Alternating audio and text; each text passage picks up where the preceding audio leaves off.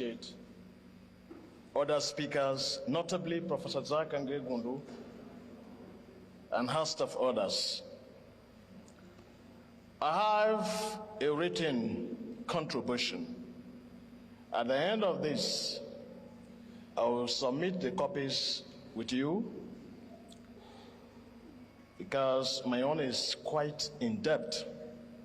Even if you give me 2 hours, I will not exhaust it. I am sitting as a traditional ruler who have gathered enough of this crisis spanning over 37 years. My presentation will dwell on 3 facets.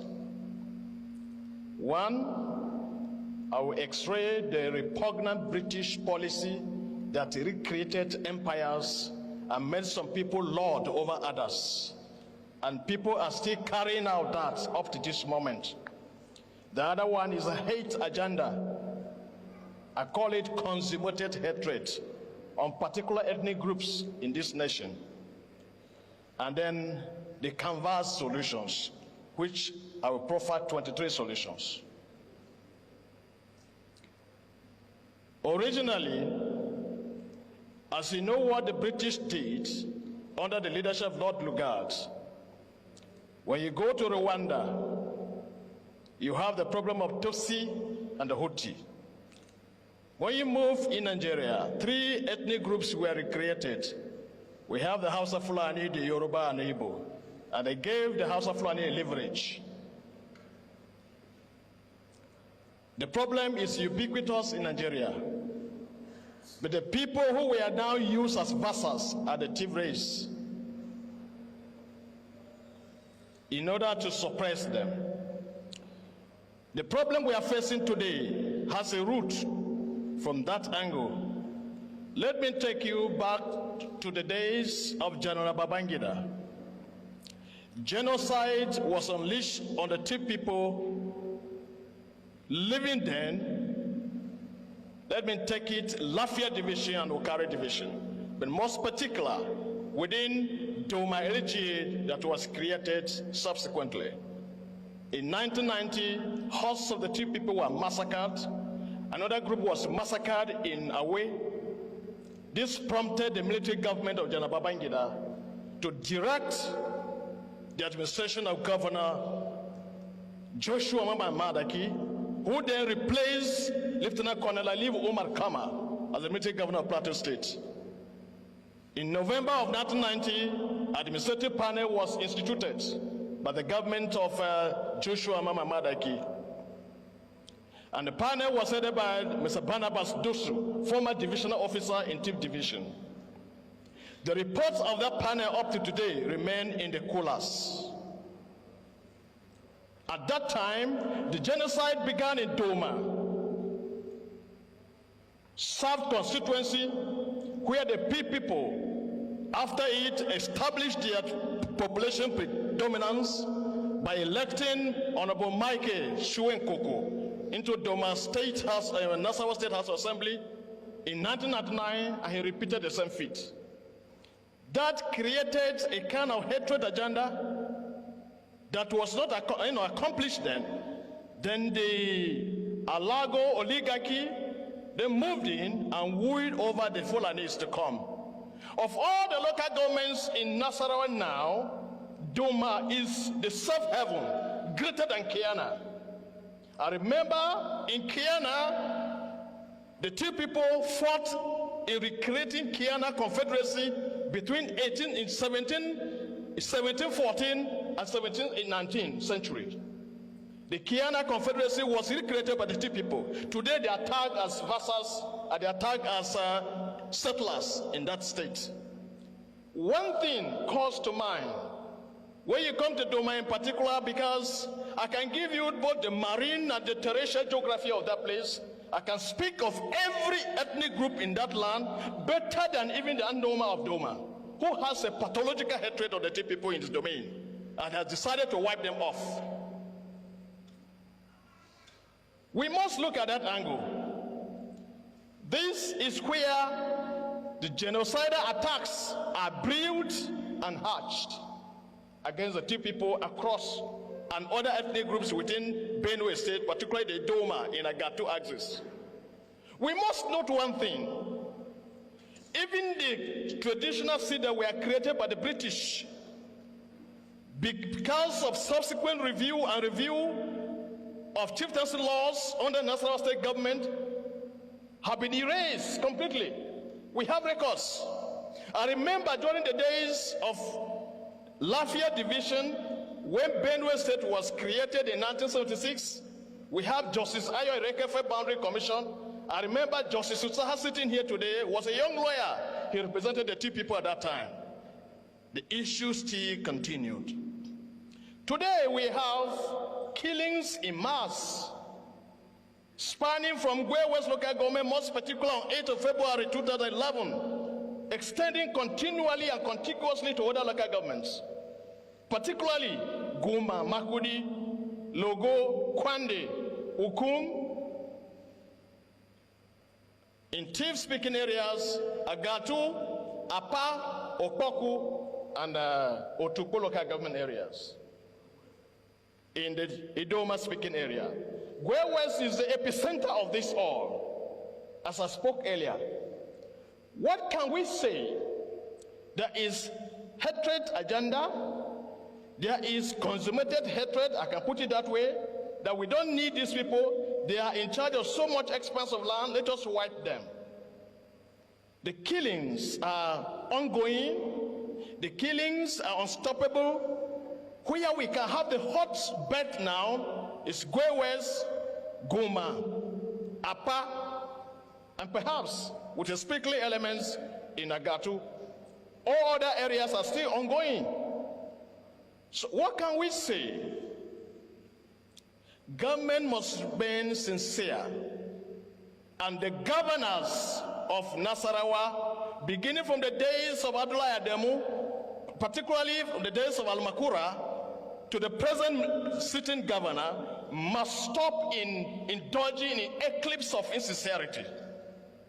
At every point you see them appear on the national television, only lies, concocted lies. I challenge him to a sitting on a national television like this one, so that we can prove him wrong.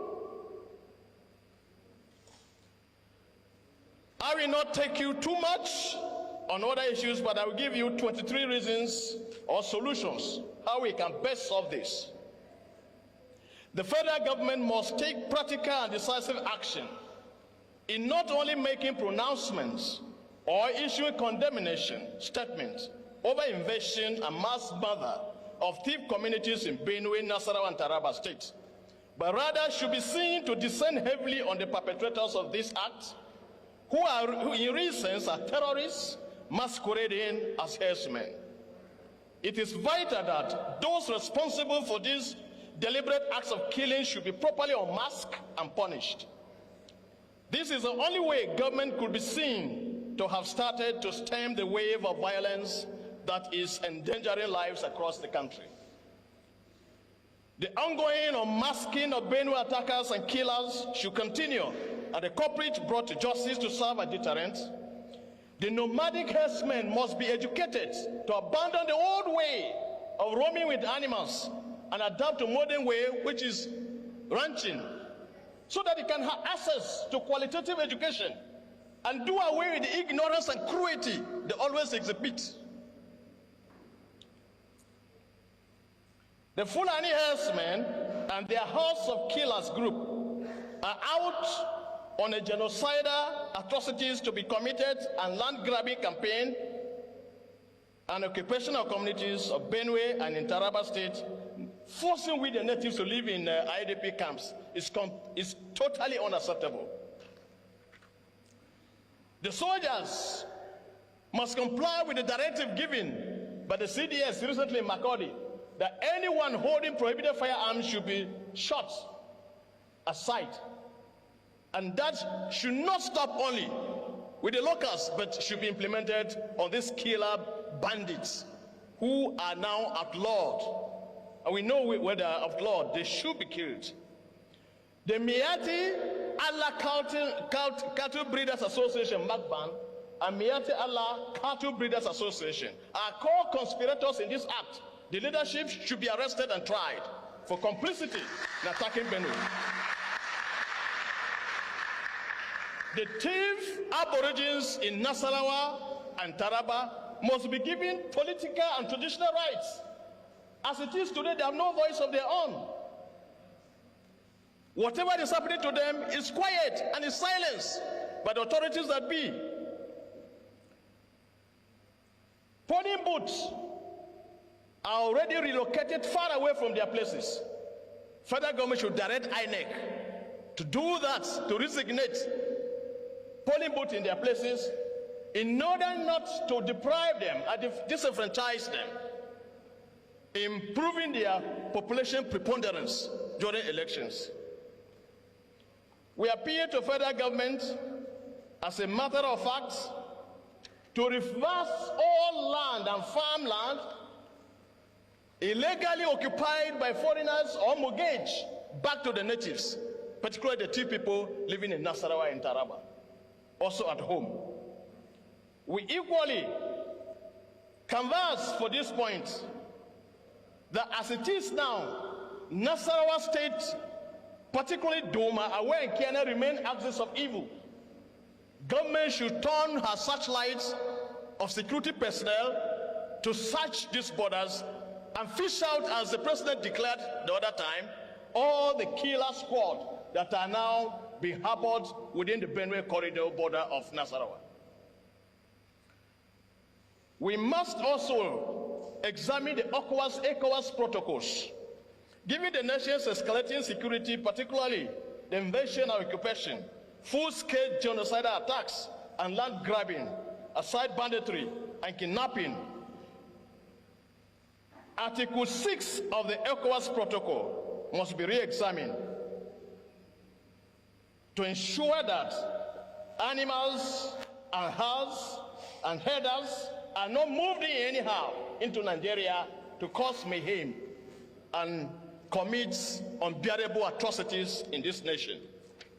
We are comprehensively opposed to any decision to allow us to coexist with our killers. Anywhere you go in Benue, the modus vivendi approach is resisted, and we will not allow that. We can't coexist with people we were not born with. It's totally unacceptable.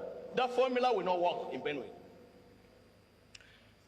Also, there is an advocate here. We know that the two people lived in the former Lafia division, Okare division, and Native division. Let us lift this local government at the corridor here, Kiana, Domanawe. Let's go and lift Bali, Okari, and the rest, and join up with Guma and create a state to diffuse tension, just as what General Abacha did in creating Nasarawa State before. We can do that kind of formula now that we are reviewing the Constitution of the Federal Republic of Nigeria at the moment. We know that the Sahel is boiling. Crisis in Mali, Burkina Faso, Niger. Government must think how best to secure the borders of Nigeria from preventing the Sahel crisis spilling over into Nigeria and further compounding our case. The issue of coexisting will learn from the Kanamburuno Empire in 1808. We also learn from Laguda, the Kachia settlement, where grazing reserve was created in southern Kaduna, and Kachia now has grown to become a Laguda in Fulani language, and they have now a certain authority. And we have also learned from the Wase attacks. The Wase people are no longer, doing what they want.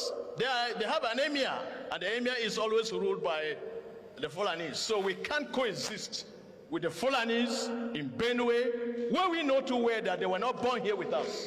Thank you. There are so many other positions.